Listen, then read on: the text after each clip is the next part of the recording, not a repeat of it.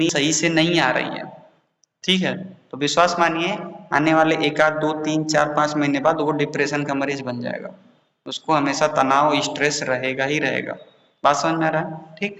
तो delta mode में क्या होता है, डेल्टा वेव में क्या होता है कि बॉडी एकदम रिलैक्स 8-10 घंटे की नींद लेती है। जैसे बच्चों को देखा आपने, पहले बच्चे ना, मतलब मेरे को याद है कि मैं घर पे मतलब पापा चाचा दादा लोग 9-10 बजे खाना खाते थे और हम लोग 7 ही 8 बजे खा के सो जाते थे। ठीक है, पहले के बच्चे। अभी मोबाइल आने की वजह से बच्चों को जबरदस्ती सुलाना पड़ता है। बात समझ में आ रहा है? ठीक। तो मोबाइल आने की वजह से जबरदस्ती सुलाने की वजह से क्या दिक्कत हो रहा है कि उनका डेल्टा वेव यानी जो जल तत्व है जो एक्टिव होकर के रात में सोना चाहिए वो सो नहीं पाते हैं, बीच में नींद टूटना। ठीक है। और पहले हम लोग का क्या होता था कि डेबरी रहता था या लालटेन रहता था। मैंने डेबरी देखा है, डेबरी से पढ़ा है। डेबरी में क्या होता था, मिट्टी का तेल डालते थे और एक सूती का कपड़ा डालते थे, उसको जला के पढ़ना होता था। ठीक। लालटेन होता था बहुत, मतलब घर में गांव में जो अमीर होता था ना उसी घर के लालटेन होता था, तो डेबरी होती थी। ठीक। तो वो डेबरी और लालटेन में हम लोग पढ़ते थे। अभी क्या है, ये हमारा जो थर्ड आई है, यहाँ पे पीनियल ग्लैंड होता है। ठीक है। ठीक। तो जब डायरेक्ट मोबाइल ऐसे देखते हैं ना तो उसका पीनियल ग्लैंड पे प्रभाव पड़ता है। बात समझ में आ रहा है? ठीक है। तो ये पीनियल ग्लैंड डिस्टर्ब हो जाता है, यानी अच्छी नींद नहीं देता है वो। ठीक है। दूसरी चीज क्या है कि रात में बच्चा सोया नहीं सही से, अब उसका ये ग्लैंड डिस्टर्ब हो रहा है, ये तीसरी आंख जो है वो डिस्टर्ब हो रही है। ठीक। और आप देखेंगे कि जो बच्चा रात को सही से नहीं सोता है वो चिड़चिड़ा हो जाता है। ठीक है, वो बहुत ज्यादा क्रोध करता है। ठीक। तो बच्चों को इसीलिए बोलते हैं मोबाइल कम देना, क्योंकि ये थर्ड आई पे ज्यादा आप फील करना, जो लाइट बुझा करके सोते हैं ना जल्दी नींद आएगी। जब रूम की लाइट बुझा के आप सोओगे ना तो जल्दी नींद आएगी। ठीक। वहीं पे लाइट जली रहती है ना तो जल्दी नींद नहीं आती है। बात समझ में आया? ठीक। तो डेल्टा तत्व क्या है, जल तत्व है। ठीक है, डेल्टा वेव जो है वो जल तत्व है। ठीक। जो डीप स्लीप को बताता है, गहरी निद्रा को बताता है। तो जब हमारा दिमाग गहरी स्लीप में होता है ना तो वो डेल्टा मोड होता है। क्लियर हो गया? ठीक। अब और आगे बढ़े तो पंच तत्वों को ही यहाँ पे ले लेते हैं, कल मैं एक एक कनेक्ट करके बता दूंगा। ठीक। तो अगर जल तत्व अच्छे से एक्टिव है, रात में काम कर रहा है, तो बीमारी नहीं आएगी, क्योंकि 72% क्या है, जल है। बात समझ में आ रहा है? तो जल जब अच्छा रहेगा बॉडी में तो जल का संबंध किससे है, मन से है। तो मन सही रहेगा, मन बेचैन नहीं होगा, मन शांत रहेगा। ठीक। अब आते हैं अग्नि तत्व पे। अग्नि। ठीक है। तो अग्नि अगर किसी का सही है, ठीक है, तो क्या होगा, अच्छे से पचेगा, यानी वो किसी की बात को अच्छे से पचा लेगा। बात समझ में आया? अगर अग्नि भड़क गई तो क्या होगा, भड़क गई तो क्या होगा, ईर्ष्या करेगा। किसी ने कुछ बोला उसको पचेगा ही नहीं, नहीं बोलते हैं तो यार बात कुछ ना कि पचत ना है। मतलब क्या है, समझ रहे हैं आप? समझ रहे हैं?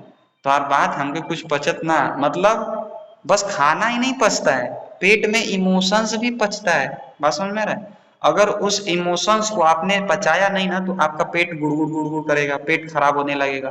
ठीक।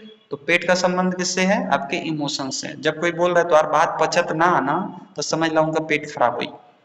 बात समझ में आया? ठीक है। तो किसी की बात अगर नहीं पच रही है आपको, उसका बात नहीं समझ में आ रहा है और वो चीज चलता रहता है तो आपका अग्नि तत्व खराब हो जाएगा। बात समझ में आया? अग्नि तत्व क्या है, जठराग्नि। जठराग्नि। ठीक। जैसे चूल की अग्नि होती है ना, चूल्हे में कोई चीज डाला तो वो क्या होता है, उसको खाना को पकाता है, लेकिन अगर वही अग्नि भड़क जाए तो खाना को जलाता है। वही अग्नि कम रहे तो खाना कच्चा रह जाता है। बात समझ में आ रहा है? तो वैसे ही अग्नि का गुण हमारे माइंड में ऐसे काम करता है। बात समझ में आया? ठीक। अब क्या आ गया, जल हो गया, अग्नि हो गया, पृथ्वी को लेते हैं। ठीक। तो पृथ्वी क्या होता है, ये होता है 12%। ठीक है। तो अगर किसी का पृथ्वी खराब है, यानी हड्डियां खराब हो रही हैं, तो वो बहुत ज्यादा भय में जी रहा है। जैसे ये मेरे दांत है ना, तो कुछ दांत का नुकीला पॉइंट झड़ गया है, आज से 2-2.5 साल पहले आगे का टूट गया है। तो उस टाइम तो मेरे को नहीं समझ में आया, लेकिन जैसे जैसे ज्ञान मिलने लगा, क्योंकि उस टाइम मैं बहुत डरा हुआ था, बहुत चिंता में था, तो मेरी हड्डियां, पीठ का रीढ़ का हड्डा भी, हड्डी भी हमेशा दर्द करता था और दांत भी झड़ने लगे थे, स्किन की प्रॉब्लम्स भी होने लगी थी। तो क्यों हो रहा था, क्योंकि उस समय बिजनेस डूबा, स्ट्रेस, एंजाइटी, दुनिया भर की टेंशन। ठीक है। उसकी वजह से क्या हुआ, पृथ्वी गड़बड़ हो गया। तो अगर कोई भय कर रहा है तो क्या गड़बड़ होगा, पृथ्वी तत्व। बात समझ में आ रहा है? क्लियर हो रहा है ना सबका? देखो ये तो जुबान पे रहना चाहिए। ठीक, पृथ्वी तत्व क्या है? मूलाधार हमने बताया ही था, मूलाधार से पृथ्वी तत्व का संपर्क। ठीक है, आज फिर ग्रुप में भेज देंगे। ठीक, पृथ्वी हो गया, जल हो गया, अग्नि हो गया, अब क्या बचा? वायु। तो वायु एक गुना परिवर्तन करेंगे तो मन में 2 गुना परिवर्तन होगा। कैसे? वायु होता है 6%, मन होता है 12%, तो 6 दूना के 12, 1:6, 1:2, 1:2। ठीक, तो आपने जब सूर्यकांत भाई ने बोला सांस लीजिए, तो जब सांस ले रहे हैं, गहरी सांस ले रहे हैं, तो वो क्या है? हवा। क्या है? वायु। बात समझ में आया? तो वो वायु की रफ्तार कितनी है, उसकी गति कितनी है, तुक ताल कितनी है, उसके हिसाब से कौन बदलेगा? मन बदलेगा।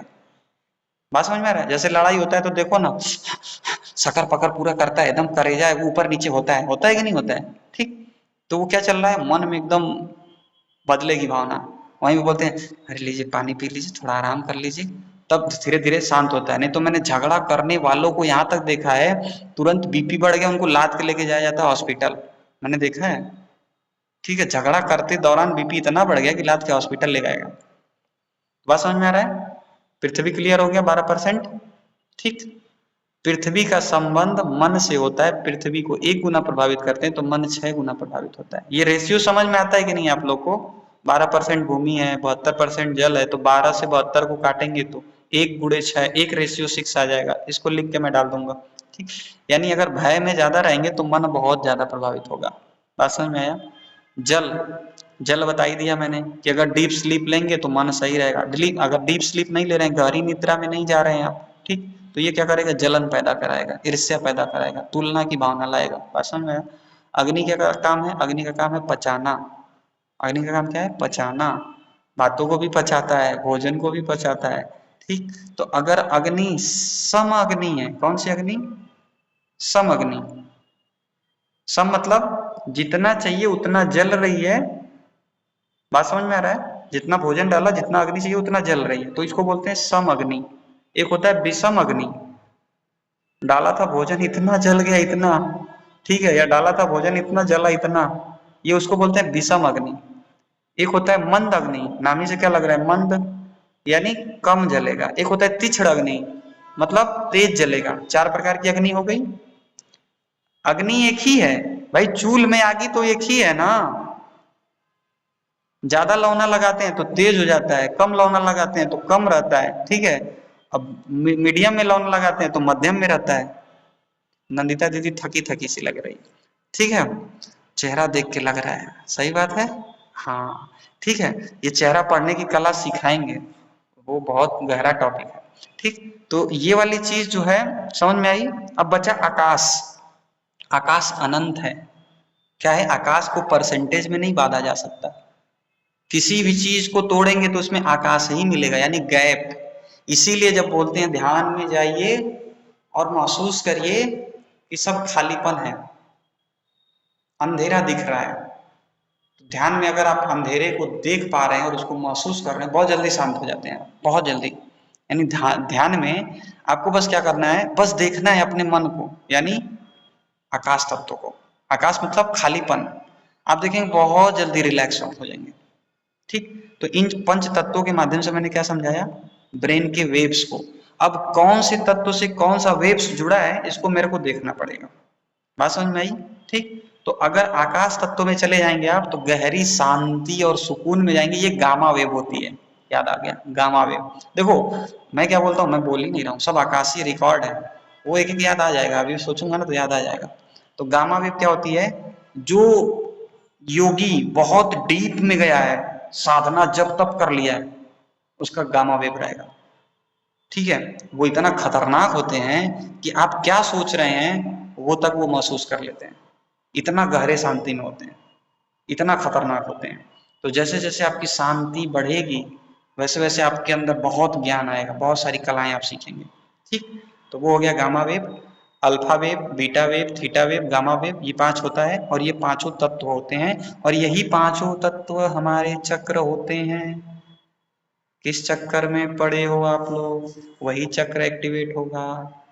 भय में हो तो मूलाधार एक्टिवेट होगा, जलन ईर्ष्या में हो तो जल चक्र एक्टिवेट होगा, ठीक है। और अग्नि में हो तो मणिपुर चक्र एक्टिवेट होगा, ठीक है। अग्नि का मतलब बदला लेके ही छोड़ेंगे, हम नहीं छोड़ेंगे। हमारा बेइज्जती किया था उसने, हमको बोल कैसे दिया, अग्नि भड़क जाएगी तुरंत। जब अग्नि भड़केगी तो शरीर में तन बदन में आग लग जाएगी, जलन होने लगेगा, ठीक। थोड़ा सा और ऊपर बढ़े, वायु तत्व, ठीक। अगर प्रेम नहीं है, जीवन बेचैन है, स्नेह गुण खत्म हो गया है तो शरीर की वायु विकृत हो जाती है, बिगड़ जाती है।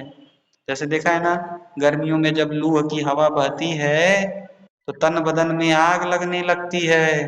वैसे ही जब हम किसी के प्रति ईर्ष्या का भाव, जलन का भाव रखते हैं तो वो वाली वायु पूरा बिगड़ जाती है। और हवा जब सूखेगी तो क्या करेगी, जलीय अंश को भी सुखाएगी, तो हमारे हड्डियों की ग्रीस को खत्म कर देती है।